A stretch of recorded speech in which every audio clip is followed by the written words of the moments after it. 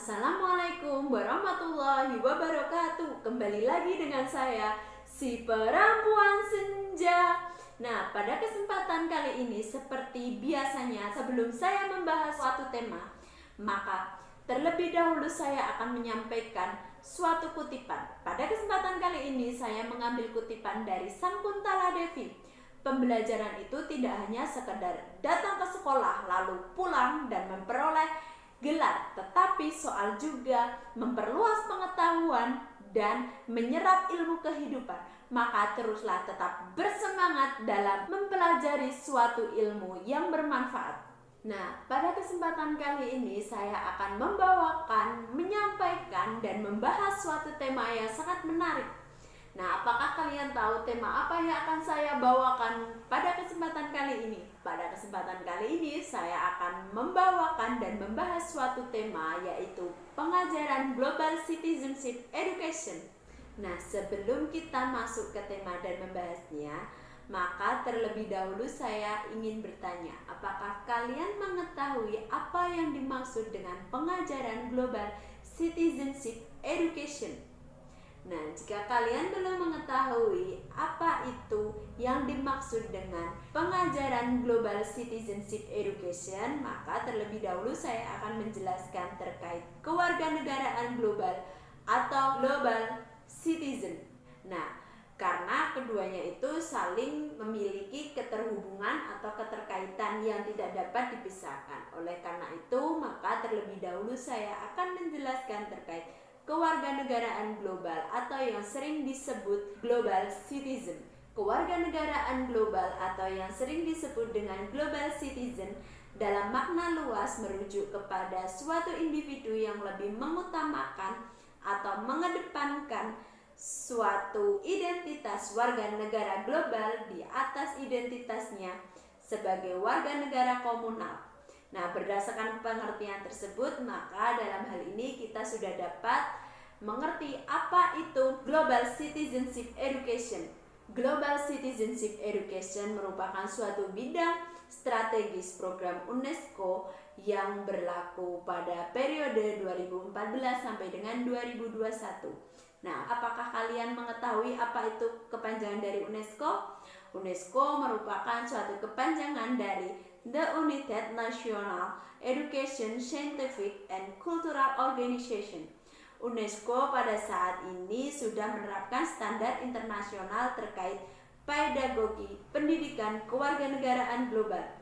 Nah, standar-standar ini hanyalah prinsip-prinsip minimal yang harus dimiliki oleh seorang guru kewarganegaraan dalam melakukan transformasi keilmuan dan pendidikan. Berkaitan dengan hal tersebut, maka pada kesempatan kali ini saya akan menyampaikan atau berbagi cerita berdasarkan hasil wawancara yang telah saya lakukan kepada salah satu sekolah yang ada di sekitar tempat tinggal saya terkait bagaimana guru di sekolah tersebut menjalankan proses pendidikan dilihat dari 7 standar skill yang diterapkan oleh UNESCO tersebut. Sebelum membahas lebih lanjut, maka saya akan menjelaskan terlebih dahulu bahwa sekolah tersebut merupakan sekolah favorit yang ada di tempat tinggal saya. Maka menjadi hal menarik jika kita mengetahui bagaimana guru di sekolah tersebut menjalankan proses pendidikan berdasarkan 7 standar skill yang telah ditetapkan oleh UNESCO tahun 2015. Apakah antara predikat sekolah favorit dengan cara guru menjalankan proses pendidikan itu sudah sesuai atau belum jika dilihat dari 7 standar skill yang telah ditetapkan oleh UNESCO tahun 2015? Karena hal itu mengingat kenyataan jika predikat sekolah favorit itu seharusnya tercermin dari cara guru menjalankan proses pendidikan. Berdasarkan hasil wawancara, diperoleh hasil bahwa yang pertama, guru di sekolah ini dalam proses pembelajaran selalu menciptakan kondisi pembelajaran yang memperhatikan keadilan dan kesetaraan sosial atau yang sering disebut dengan social justice and equality. Guru dalam proses pembelajaran selalu memberikan pengetahuan dan pemahaman kepada peserta didik terkait tentang keadilan dan kesetaraan sosial. Guru di sekolah ini juga selalu berusaha menekankan kepada peserta didik akan pentingnya menjunjung tinggi nilai keadilan dan kesetaraan sosial. Sebagai contohnya, bagaimana guru di sekolah ini sangat menekankan keadilan dan kesetaraan sosial kepada siswanya, yaitu yang pertama dapat dilihat dari bagaimana guru itu memandang siswanya, di mana di sekolah ini semua siswa dianggap memiliki status yang sama. Tidak ada perbedaan antara siswa yang satu dengan siswa yang lain. Guru di sekolah ini juga selalu memberikan perlakuan yang sama kepada peserta didik tanpa melihat latar belakang dari mana peserta didik itu berasal. Di sekolah ini juga setiap peringatan Hari Kartini selalu diadakan berbagai acara maupun lomba yang berkaitan dengan peringatan Hari Kartini. Hal itu sebagai salah satu bentuk memberikan pemahaman dan pengetahuan kepada peserta didik terkait dengan keadilan dan kesetaraan gender, terkait dengan identitas dan keberagaman atau yang sering disebut dengan identity and diversity. Guru di sekolah ini di samping memberikan pemahaman dan pengetahuan kepada peserta didik terkait identitas dan rasa memiliki terhadap budayanya, guru juga yang utama di sekolah ini selalu menekankan terkait dengan pentingnya menghargai dan menghormati perbedaan yang ada, baik itu perbedaan agama, suku, ras, budaya, dan lain sebagainya. Sebagai contohnya, dapat kita ketahui bahwa di sekolah negeri itu tidak semuanya warga sekolah atau peserta didik dan pegawai beragama Islam. Tetapi di sekolah ini sangat menekankan kepada warga sekolah, khususnya peserta didik, terkait pentingnya menghargai dan menghormati setiap perbedaan yang ada, pada khususnya perbedaan agama. Misalnya saja pada saat jam makan siang dan jam sholat, maka peserta didik yang non-muslim biasanya tidak akan terlebih dahulu pergi ke kantin sebelum peserta didik atau pegawai sekolah yang sedang menjalankan sholat selesai menjalankan sholat. Biasanya peserta didik yang non-muslim akan dengan penuh kesadaran tanpa paksaan biasanya menunggu terlebih dahulu peserta didik atau pegawai sekolah yang beragama Islam selesai menjalankan sholat duhur terlebih dahulu.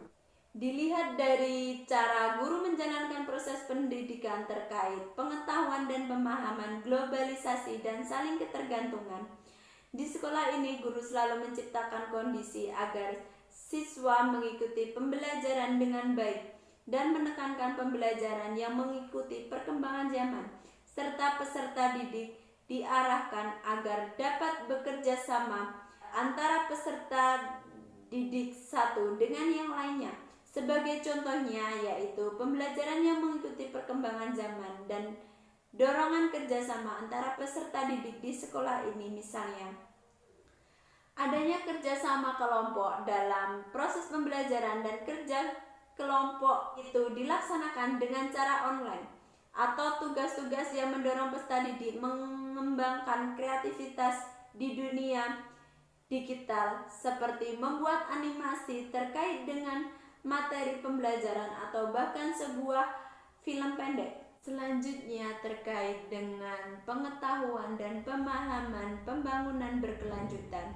Di sekolah ini kegiatan pembelajaran yang ada hubungannya dengan pembangunan berkelanjutan yaitu adanya suatu mata pelajaran tambahan dan sifatnya wajib untuk diikuti oleh seluruh siswa, yaitu mata pelajaran komunikasi interpersonal, di mana dalam mata pelajaran ini memuat dasar-dasar komunikasi yang baik dan benar. Selain itu juga untuk membangun keterampilan berkomunikasi siswa dalam berbagai bahasa, maka di sekolah ini di setiap hari Kamis setiap minggunya ditetapkan dalam berkomunikasi, baik itu dengan guru ataupun karyawan ataupun sesama teman, menggunakan bahasa selain bahasa Jawa dan bahasa Indonesia. Biasanya hal itu oleh warga sekolah disebut dengan language day. Biasanya